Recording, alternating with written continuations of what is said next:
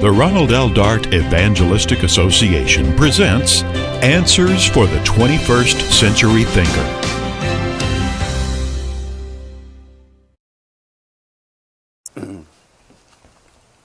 You've heard of free-range chickens, you've heard of free-range cattle, but have you ever heard of free-range children?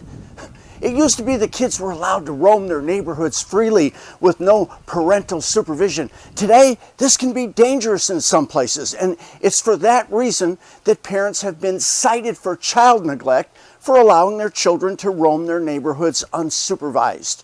Recently, the state of Utah passed a law stating that it's now legal for parents to let their children play at the park, ride their bikes, go to the store, walk to school, all without parental supervision. Hi, I'm Wes White. Let's go to Hessville, Indiana. I'm standing in the neighborhood where I was raised in the 1950s. The left half of that duplex is my childhood home. My family lived here until I was a teenager, and it was in this neighborhood where my buddies and I roamed freely. We played kick the can right here in the middle of the street. On many summer nights, we played outside long into the darkness. We camped out in tents in our backyards, and the backyards were unfenced and unprotected. We walked many blocks to the city swimming pool. We biked 8 miles north to where the beach was in Lake Michigan. Yes, we were free-range children, and yes, that was another time and another era. Now, should parents today allow their children to do the same things today that we did in the 1950s? I don't know the answer to that. It's the job of parents to answer this question. I can't tell you how to raise your kids. Instead, on Answers for the 21st Century Thinker, it's our job to simply teach things from the Bible, and let's see what the Bible tells us about how kids in the future are going to live when they play in the city. Zechariah chapter 8:5 tells us about the future of the city of Jerusalem.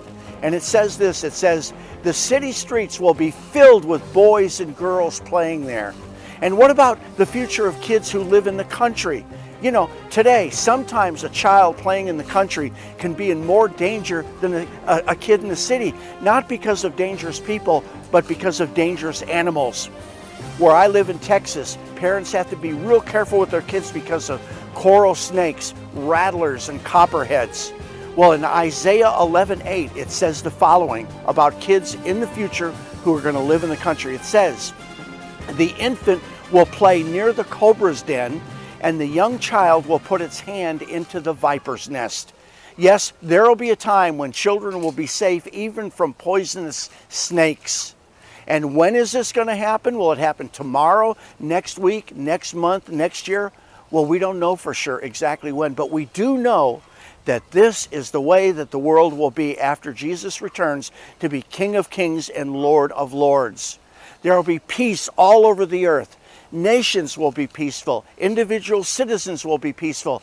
And the animals will be peaceful. It's going to be a wonderful time for all of humanity. At the Ronald L. Dart Evangelistic Association, we have an interesting study called To Know the Truth. It talks about how we can get back to real peace among people. It's on our website, rldea.com. It's free. Why don't you check it out?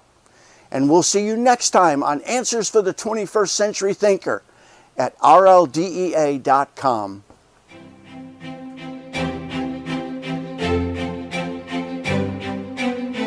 Answers for the 21st Century Thinker is a production of the Ronald L. Dart Evangelistic Association. For more information, please visit our website, rldea.com.